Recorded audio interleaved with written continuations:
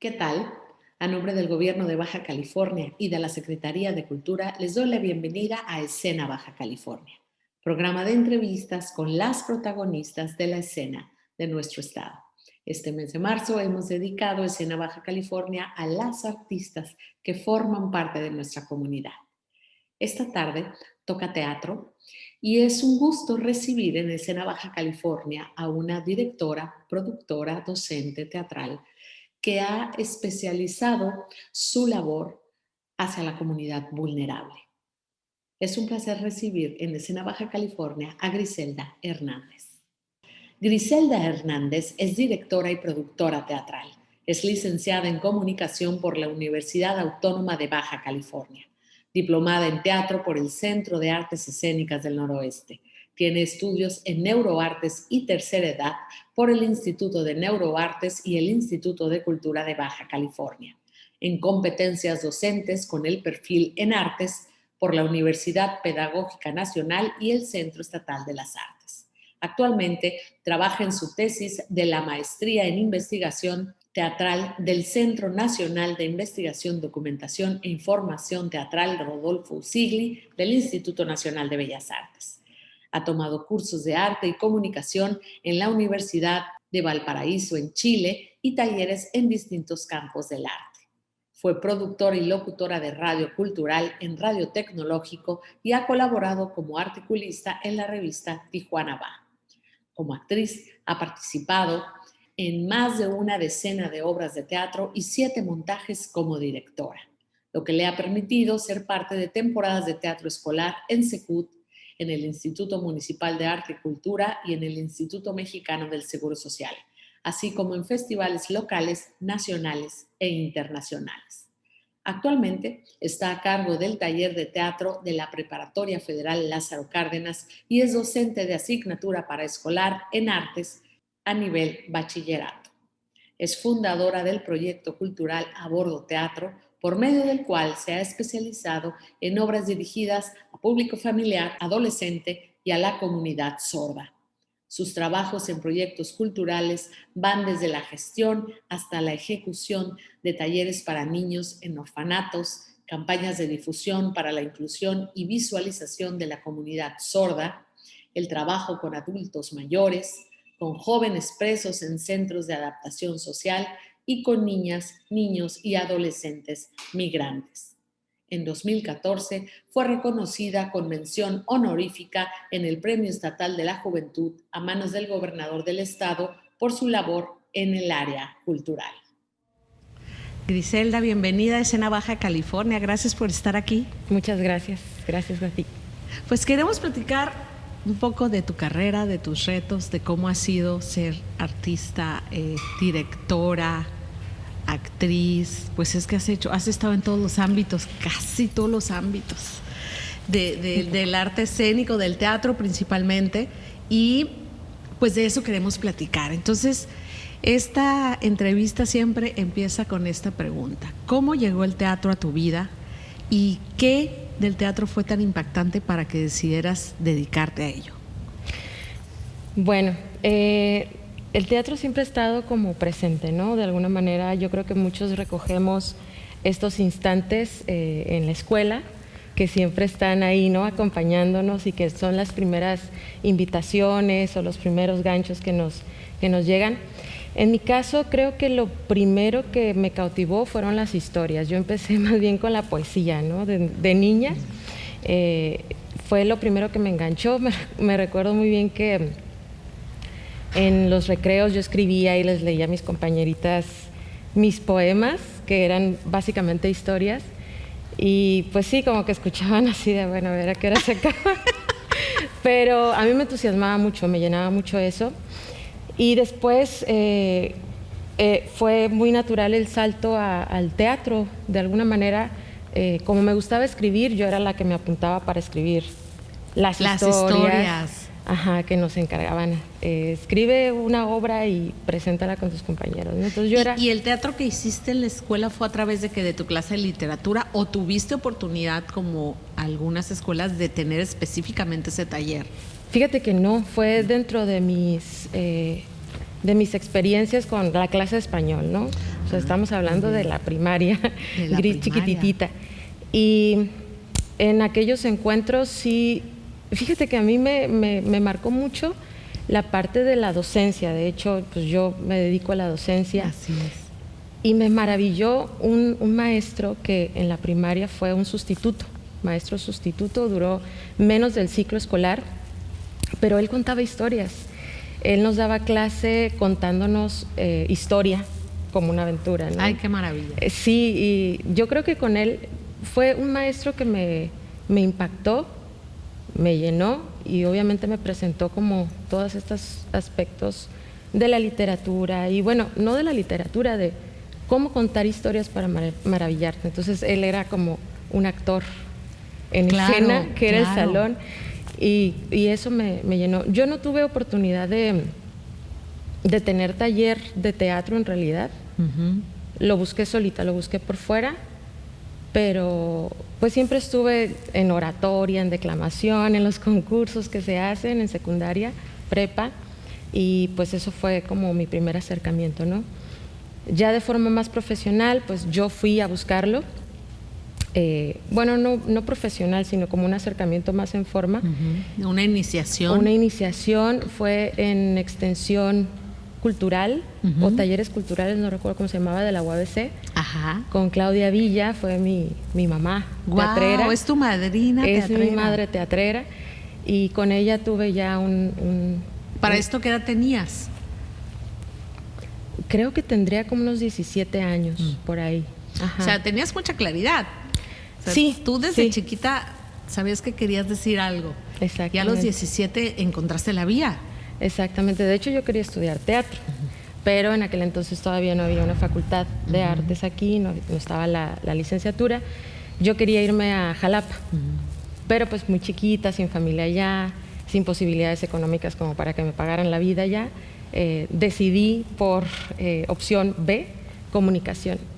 Y entonces ya a la par llevé estudios en el CAEN, soy chica CAEN, egresada también de ahí. Que estamos hablando del Centro de Artes Escénicas del Noroeste, que tenía su sede en Secut. Así es. Soy de la generación 12, 12ª generación. Y en el 2004 fue cuando, digamos que ya más en forma, ahora sí, más concreto, más con miras a quiero hacer esto de manera profesional, fue en el CAEN. En el CAEN.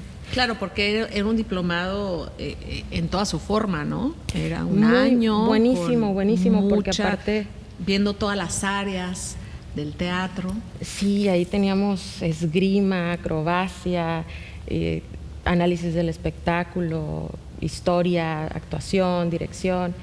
Era muy completo el programa, muy buen programa, y pues la verdad es que fue un acercamiento más que contundente, ¿no? Ya de forma más profesional, estar ahí en el CAEN. ¿Quiénes de quienes ahora son tus compañeros artísticos fueron tus compañeros de generación? ¿Hay ahorita alguien que esté en Tijuana activo o fuera de Baja California que estudió contigo? Sí, en Tijuana está, bueno, Ramón Verdugo, que fue mi compañero.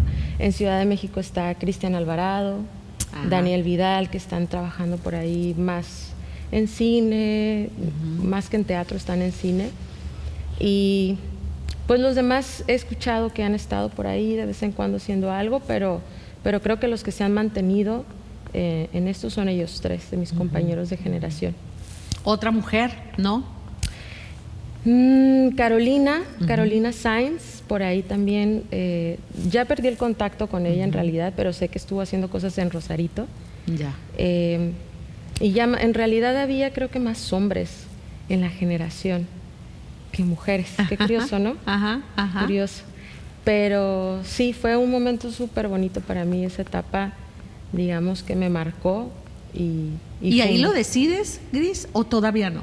¿Terminas el diplomado y tú dices, esto va a ser mi vida, o todavía sigues tú buscando? No, definitivamente desde ahí yo sabía que esto era para mí. Y ya, bueno, me reencontré ahora sí con los estudios profesionales en el posgrado, donde ya estoy en investigación teatral, que es mucho más puntual, pero dentro del área de la teoría, digamos, que, bueno, me ha sustentado mucho mi pensamiento escénico, pensamiento de las artes, ¿no? Y pues sigo construyendo el caminito. Tu trabajo, digamos que se ha basado en muchas líneas, ¿no? Has estado, como lo decía ahorita al inicio, en la docencia, como actriz, como directora, pero sí hay algo que te caracteriza, porque hasta donde sé en el estado eres la única que se dedica y que se ha especializado en el estudio y en realizar teatro con y para la comunidad sorda. Antes de que yo tuviera este interés, estaba Claudia Villa, precisamente llegó a hacer un par de montajes dirigidos más bien a comunidad sorda. De hecho, el primer montaje que vi fue de Claudia Villa. Estaba creo que estaba Berta Denton y, bueno, en aquel entonces creo que se llamaban Las Diablas, me parece, el grupo de Claudia, con Silencio Blanco, me acuerdo muy bien.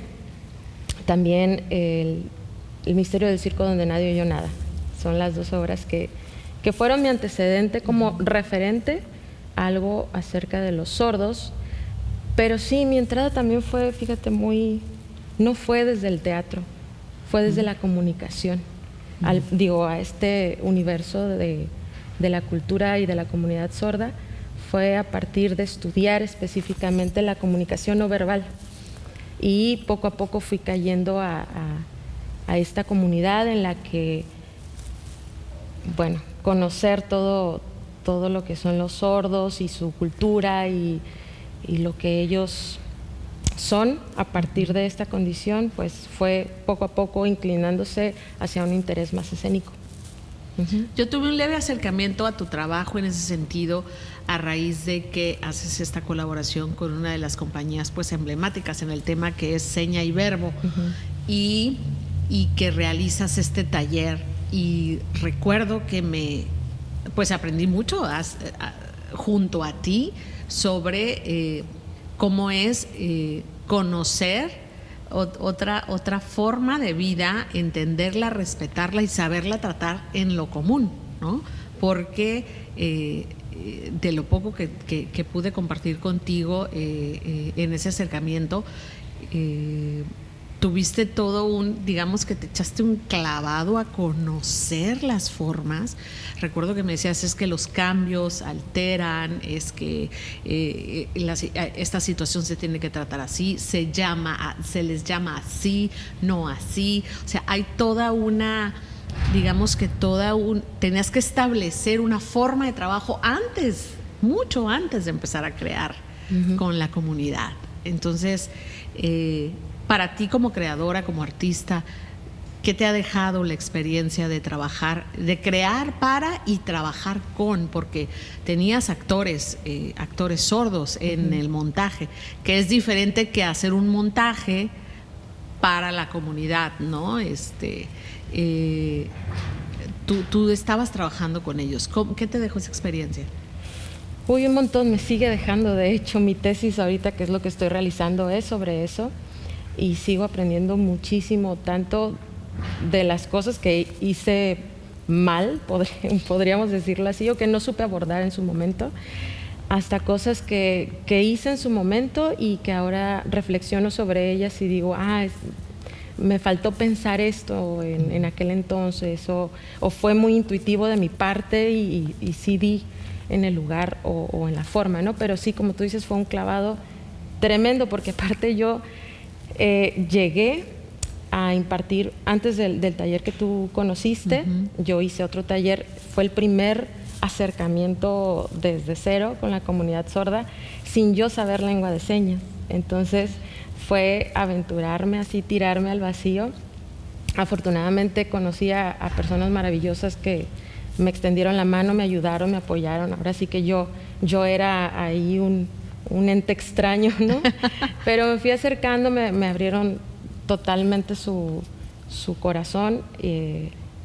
Con el grupo que trabajé fue muy bondadoso. Y después fueron de ahí 2 actores que invitamos a trabajar a La Mancha de Clown Quijote, Ajá. que es esta obra que tú conociste. Y bueno, pasamos distintos procesos, terminé ya dándome a entender y entendiendo la lengua de señas, y eso pues obviamente me dio la oportunidad de entrar un poquito más en la comunidad y entender la cultura. Tuve que corregir mucho mis pasos en ese entonces, y actualmente sigo pensando, o sea, mi pensamiento de investigadora está en ello precisamente, pero ya de una forma mucho más profunda.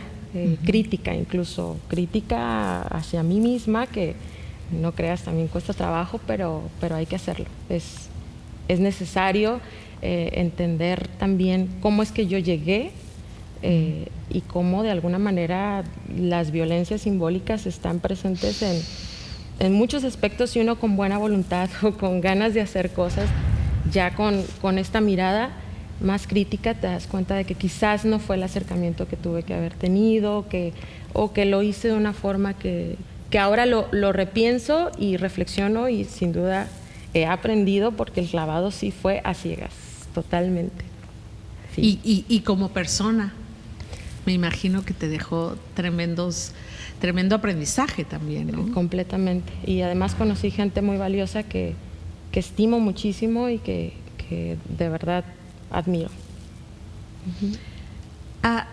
Hablando precisamente de esta experiencia tuya, hay otro ámbito en el que has estado activa y que me gustaría que compartieras un poco tu experiencia, que es en la promotoría cultural. Has estado con algunas compañías, además de la propia, el trabajo que haces con tu propia compañía, que ahorita quisiera entrar en ese tema, pero sí has trabajado con compañías en relaciones públicas, en promotoría, en su relación con la prensa, en su relación con las instituciones, y es una labor muy particular, porque de repente en la creación de una compañía hay la preocupación por quién va a dirigir, quiénes van a ser los actores, hasta todavía quién va a producir, ¿no? Pero todavía ese personaje clave, pues de repente sí lo termina siendo el mismo director, la misma directora,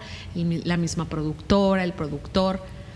Sin embargo, tú has dejado un poco, ahorita mi compañía está trabajando, estoy en esto, pero yo como promotora voy a estar con esta compañía. Entonces ahí sí hay un cambio total, porque tienes un producto, tienes una compañía que hay que poner a los ojos de todos. ¿Cómo ha sido esa experiencia? Y en particular me gustaría que nos compartieras cuáles crees que son las características clave para una buena promotoría cultural. Híjole, pues yo sigo, la verdad, indagando, porque es un universo, ¿no? Así como la dirección es un universo, las artes escénicas, pues la prensa, o el estar en contacto con los medios, o estar difundiendo el trabajo. No sé si quizás te refieras al trabajo que estuve colaborando con Péndulo Cero, en el cual, híjole, fue un trabajo maravilloso, en el cual estuve como coordinadora de...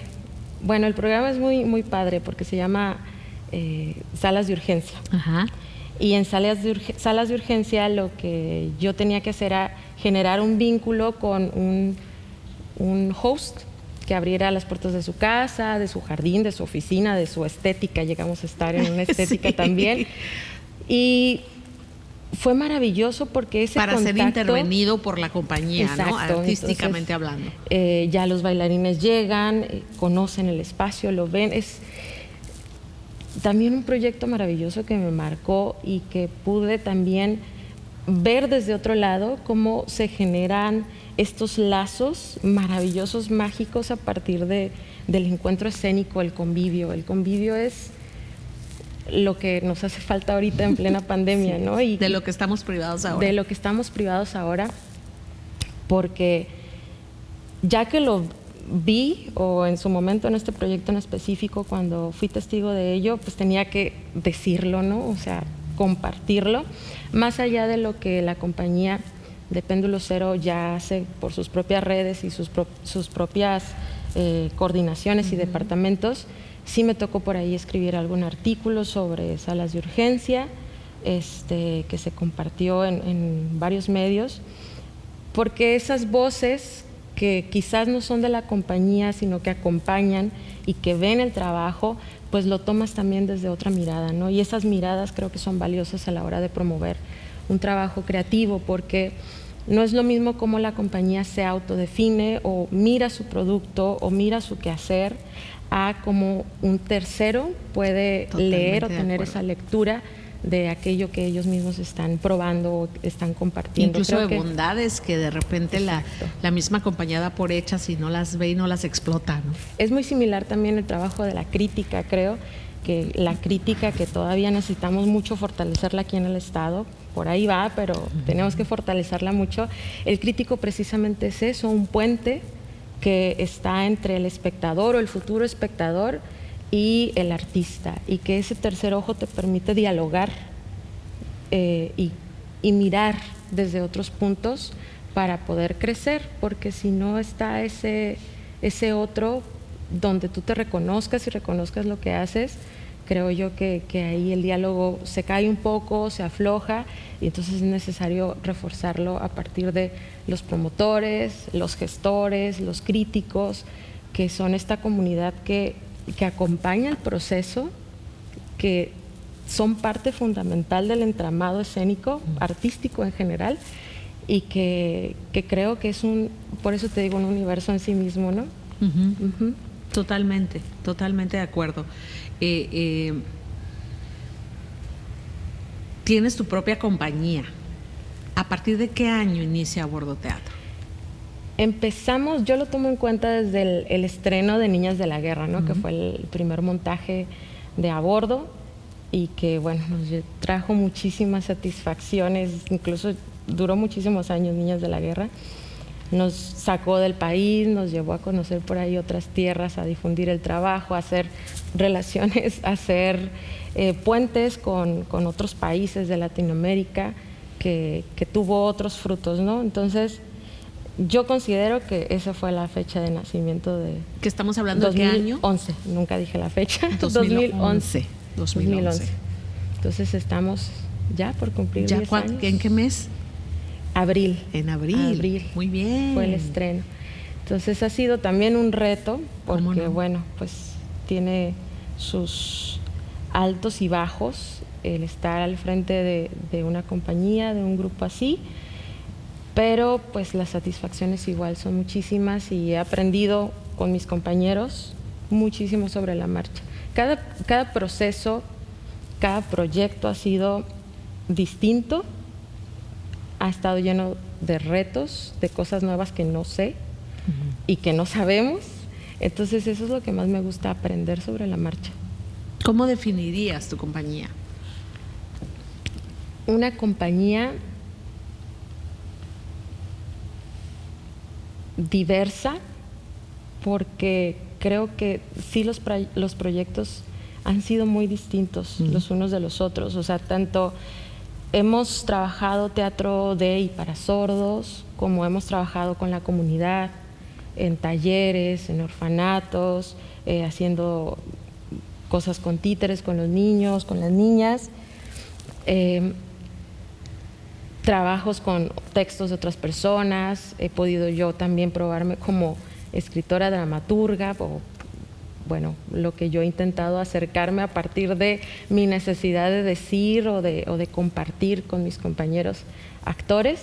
Se ha construido también desde ahí, desde ver qué pasa ahora con este proyecto, ¿no? Y por eso creo que, al menos yo lo veo así, los proyectos han sido muy diversos entre ellos. Entonces, creo que ese sería como yo me gustaría definir la compañía, como una compañía diversa. Y otra de los ámbitos en los que te has desarrollado, pues ha sido precisamente pues la enseñanza, y con niños, con jóvenes, Y aunque a veces tú eres maestra de teatro en una etapa de iniciación, por decir, a veces uno sabe que quienes están compartiendo ahí contigo, tal vez no se van a dedicar al teatro, pero están siendo dotados de una serie de herramientas maravillosas para la vida, que a querer y no, a darse cuenta de manera inmediata o no, porque a veces te das cuenta después de todo lo que tu tiempo de estudiante o de tallerista en el teatro te dejó para tu vida.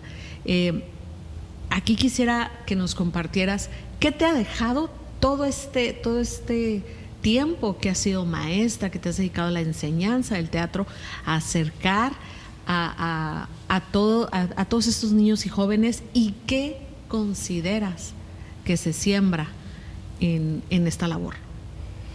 Híjole, la docencia es para mí algo maravilloso, lo disfruto muchísimo, y cada experiencia también es muy distinta. No es lo mismo trabajar con un taller de teatro donde los alumnos van porque les gusta, porque les llama la atención, porque lo buscaron ellos mismos. Exactamente, porque está en su inquietud, a trabajar con un grupo donde la materia de arte es obligatoria, ¿no?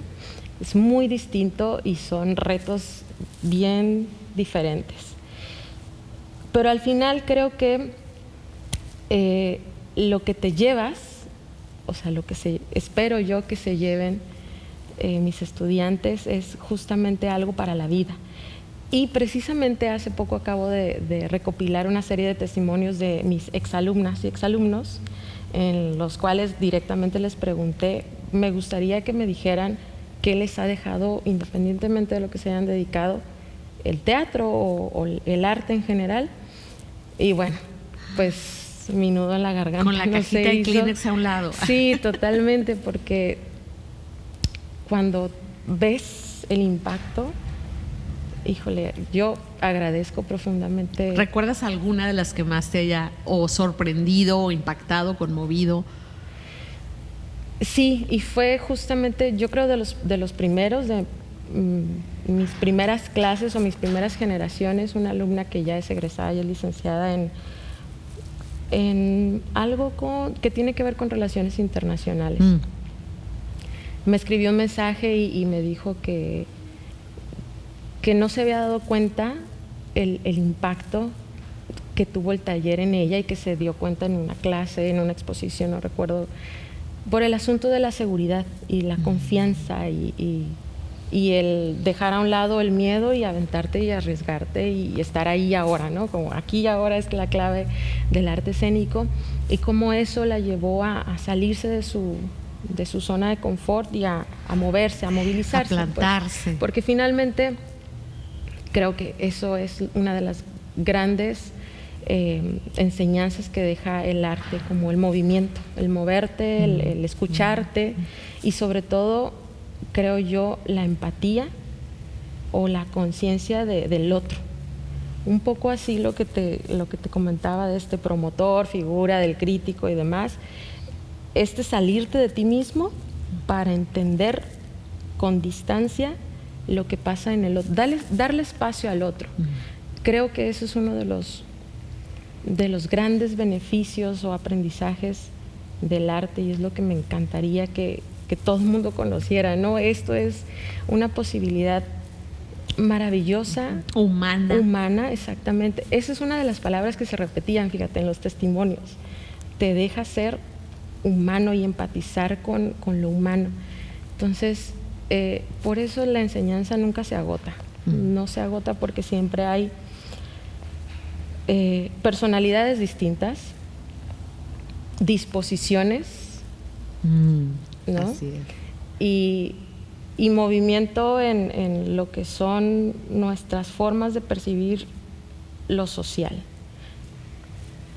Creo que al menos esta generación, que me puse a cambiar mi plan totalmente en una materia obligatoria, que empezamos a ver creatividad como tal y a preguntarnos más allá del arte. La creatividad está en todos lados, y bueno, movernos con estos discursos que dicen si soy o no creativo, o eres creativo, vete al arte, y si no, pues haz algo distinto. Y ver que esto está en todos lados, pues que esto es parte de nosotros y bueno, eso es uno de los grandes aprendizajes que yo he tenido, porque realmente termino aprendiendo yo. La verdad es que todos me enseñan al final a mí, porque es un intercambio, ¿no?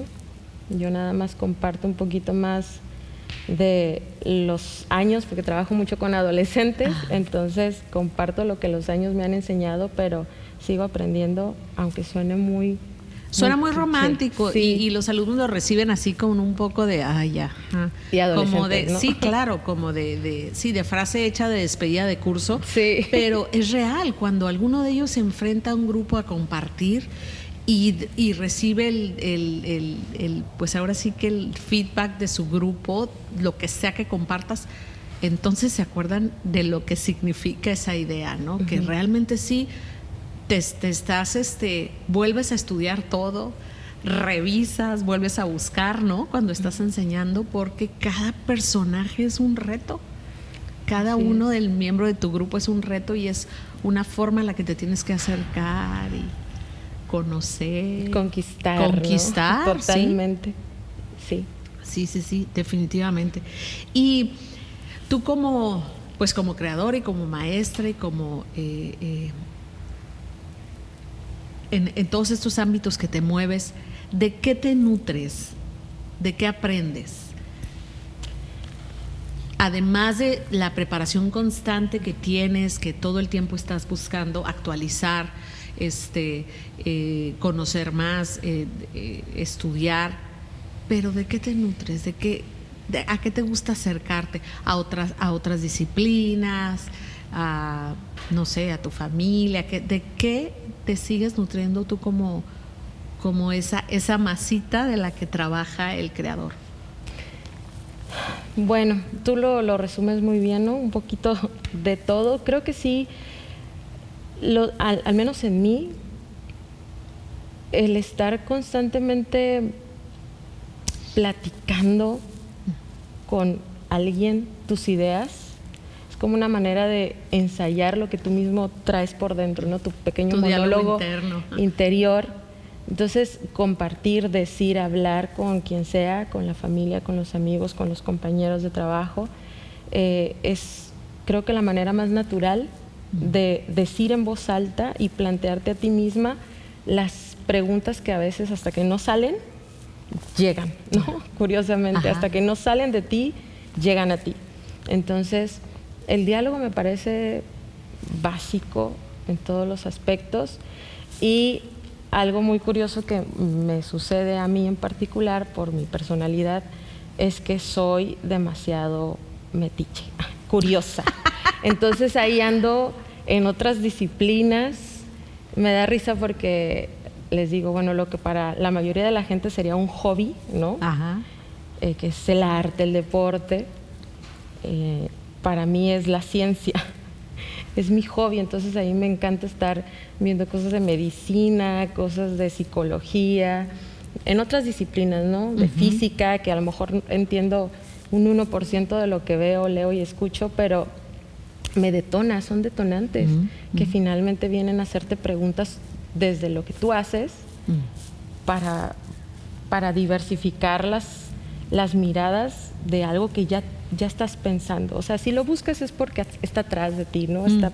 Está circulando por alguna parte de tu ser, y cuando pones o algo te llama la atención o es curioso es porque algo está saliendo de ese discurso. Entonces, yo siento que algo también hay en estas disciplinas de la biomedicina y la química que me maravillan, porque algo está pasando que todavía no sé, pero algo está lo que pasando. Vas a llegar en algún momento. Exacto, algo va a aparecer y se va a reflejar en las artes, ¿no? Que es mi lenguaje natural o mi lenguaje en el que me siento cómoda, pero sí, sin duda es el diálogo. El diálogo, decirlo en voz alta también creo que es algo que me nutre. Compartirlo, básicamente. Claro, de nuevo regresamos al convivio, ¿no? Ahí está todo. Compartir nos ordena, ¿no? El simple hecho de verbalizarlo, uno tiene que hacer todo un ejercicio que dices, sí. Lo estás diciendo y dices, claro. Es un ensayo.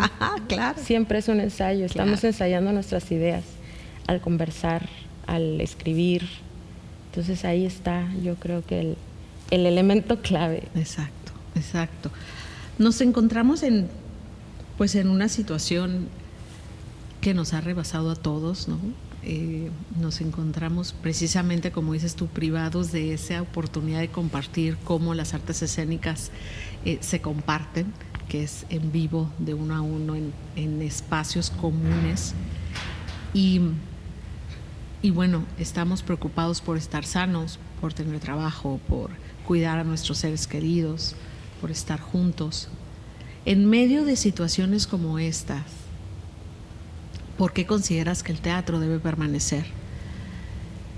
¿Por qué ahorita es necesario que esté presente? Precisamente por ese diálogo. No es lo mismo el hablar en una llamada telefónica, en una videollamada detrás o a través de un intermediario que es lo tecnológico, a tener un cuerpo, ¿no? Un cuerpo solito, cerca, la proximidad, el calor, la energía, estas cosas que parecen mágicas, pero que en realidad no lo son científicos. Creo que es necesario. Entonces, a mí me parece increíble y maravilloso lo que ha surgido a partir de la pandemia en las artes escénicas, ¿no? Me parece admirable. La resiliencia. Sí, total y absoluta. Me parece admirable las exploraciones y cómo sale, o sea, si lo metes a un costal, busca una aberturita y sale, ¿no? Por algún lado. Y cosas que están haciendo mis compañeras y mis compañeros en escena, que lo respeto, lo admiro y lo reconozco muchísimo. Yo he decidido esperar porque hay algo que no me termina de cerrar con la pantalla, ¿no? Básicamente. Pero realmente me parece increíble cómo se mueven las cosas y cómo terminan siempre solucionándose o siempre buscando alternativas o cómo termina ampliándose la gama de posibilidades dentro de esta nueva tecnovivio, ¿no? Vamos a llamarle así. Pero sí creo, y volviendo a tu pregunta, que es necesario no perder esto que es único y que es valorado. Dejemos a un lado el teatro, en el día a día, en lo cotidiano. Por más pláticas que establezcas, hay una necesidad real de contacto. Y es muy extraño ahora que de repente veo imágenes o televisión o películas, pues no son viejas, son de un año para atrás, donde la gente se abraza y hay como hay una sensación inevitable del cuerpo que es como un alejamiento, ¿no? de preocupación. Entonces dices, ¿cómo nos ha modificado el ver a gente abrazándose y sentir algo? Y reaccionar, me ha pasado totalmente. ¿Verdad? O sea, entonces, como, se están tocando. Sí, se siente extraño. Y pareciera que es algo que sucedía hace muchos años y que ya no se puede hacer. O sea, hay esta reacción, como dices tú, incluso física. O sea, hay un... El cuerpo piensa. O sea, el cuerpo piensa totalmente y creo yo que se defiende, ¿no? Ante estas reacciones. Como siento extraño, pero no debería sentir extraño porque lo natural es tocarnos, abrazarnos, decirnos, ¿no? Las vibraciones del sonido están pegándose en el cuerpo, están rebotando y por eso creo que es necesario o lo pedimos de nuevo, no solo en el teatro, sino en la vida. Y espero que por más nueva normalidad que estemos viviendo, experimentando, sí hay una chispa que ahí tenemos que regresar en algún punto a ella porque es natural, es parte de lo que somos como especie, ¿no? Así es. Y también hay otro momento importante que en este mes de marzo conmemoramos, que es la lucha de las mujeres por un trato digno, por equidad, el 8 de marzo. Estamos en este mes que se dedica a recordar, a analizar, a no olvidar y a volver siempre a la visibilidad y a la lucha. Tú eres una mujer trabajadora, emprendedora, tiene su propia compañía, que además el teatro ha sido tu vía de expresión y de compartir, como bien dices. ¿Qué mensaje darías a las mujeres en este mes dedicado precisamente a esa lucha? Desde mi experiencia, seguir haciendo lo que nos gusta, como nos gusta, y a pesar del que no le guste, ¿no? Ese sería el principio. Tenemos un doble reto porque somos artistas y somos mujeres, y el artista en sí, solito, generalmente va en contracorriente, ¿no? Generalmente va al revés, luchando en los aspectos económicos, en la credibilidad, incluso tener que luchar con el imaginario social de lo que es el artista, ¿no? Yo lo confirmo, lo compruebo constantemente porque trabajo con adolescentes, y lo que ya traen sobre el artista tiene muchos prejuicios muchas veces. Entonces creo que nos toca una lucha doble, porque es eso, más el ser mujer, que ya sabemos que, bueno, estamos con la vista puesta doblemente también, ¿no? Y pues yo creo que admirar el trabajo de las otras, ¿no? Creo que eso es sororidad, básico, ¿no? La sororidad, reconocer entre nosotras nuestro propio trabajo, y sobre todo apoyar lo que hacen las demás, ¿no? Finalmente es un primer empuje entre nosotras, compartirlo y ponerlo ahí a la luz, mostrarlo, hacerlo visible, como dices. Entonces creo que eso es seguirnos preguntando también, porque hay que preguntarnos a nosotras mismas muchas cosas que hemos repetido o que hemos dado por hecho. Entonces desde ahí eso ya es muy individual, el estarnos haciendo preguntas constantemente, y después de eso ahora sí que ver lo que hacen las demás y estar, apoyarlo, acompañarnos, exacto, para fortalecernos, ¿no? Sí. Y bueno, tal vez ya me respondiste, porque justo mi siguiente pregunta era, de los múltiples retos en tu carrera, ¿cuál ha sido el mayor? ¿Consideras que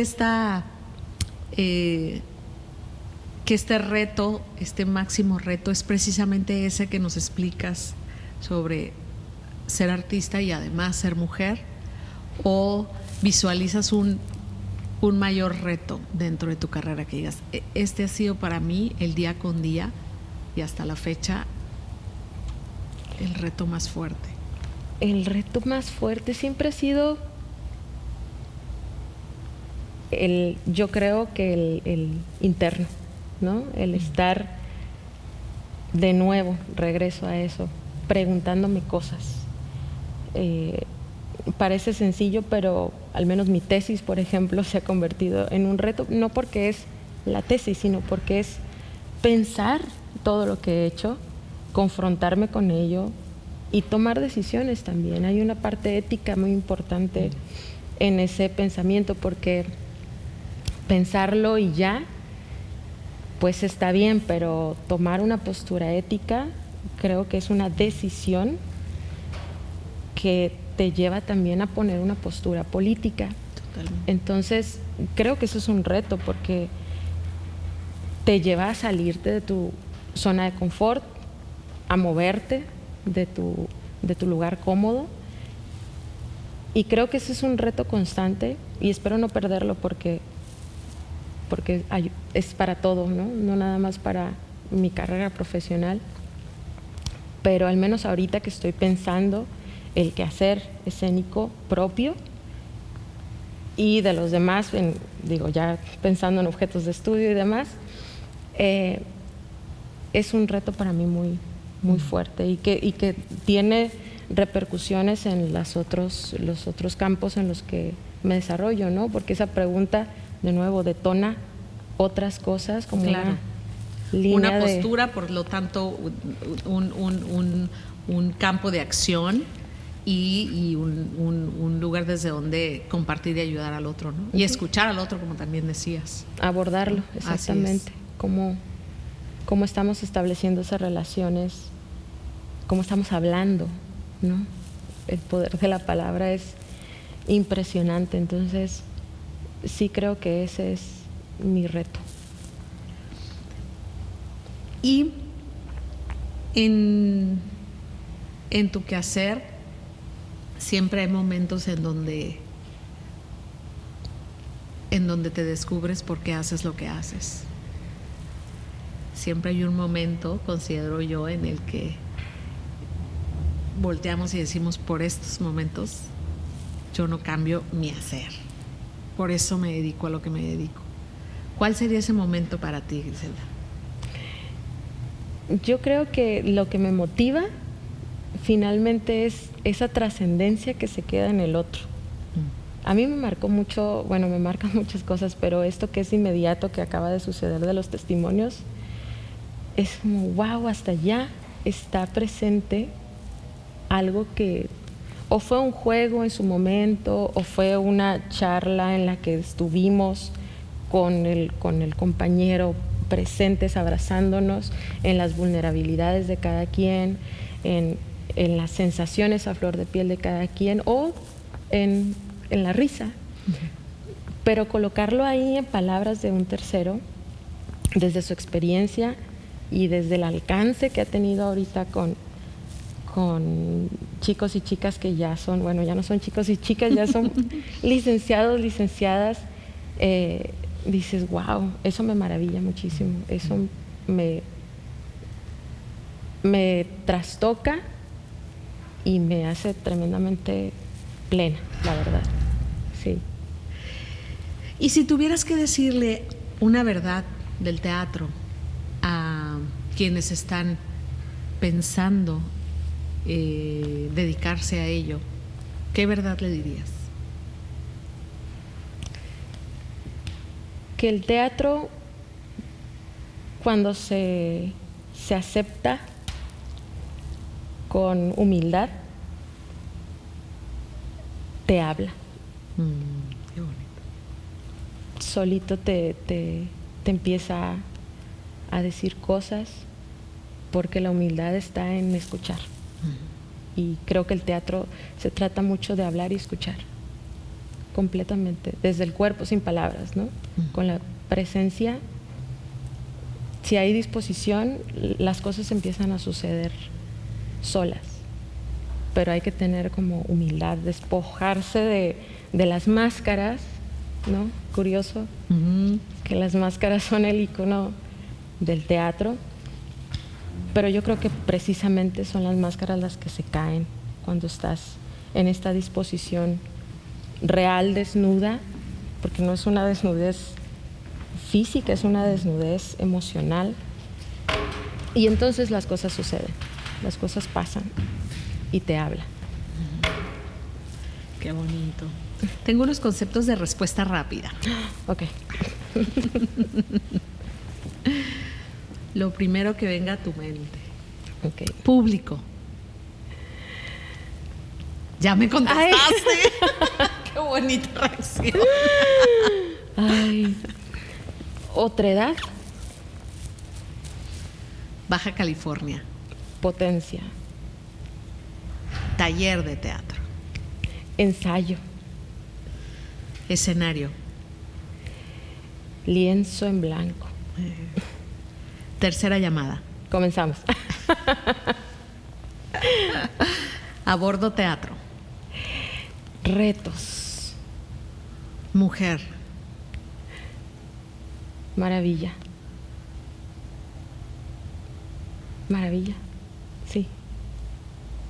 Muchas gracias. Gracias a ti. Qué bonito. Qué bonita entrevista. No, gracias a ti. Muy bonita entrevistadora. Gracias por formar parte de Escena Baja California, Griselda. Muchas gracias por invitarme.